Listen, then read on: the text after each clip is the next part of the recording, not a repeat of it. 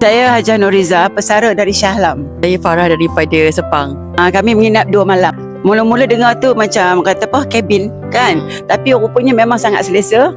Ya, tak ada beza dengan bilik hotel biasa. Bersih, luas, bilik air dia pun luas. Dan fasiliti semua okey. Persekitaran pun bersih dan selesa lah. Memang rasa kalau bawa family kan, okey. Rasa homey lah. Kemas. Walaupun ada tangga, tapi ada tempat pemegang.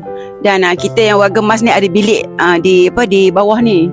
Jadi kita ada pilihan. Kita biarlah yang muda-muda kat atas, kita kat bawah. Tak ada masalah. Jadi saya yang memang sakit lutut dan pembedahan lutut pun, saya masih boleh naik tangga, insya-Allah. Boleh bawa lah warga emas, mak bapak datang. Sangat recommend kalau nak datang, nak sewa bilik saja pun boleh. Ataupun kalau nak berfamily lagi best.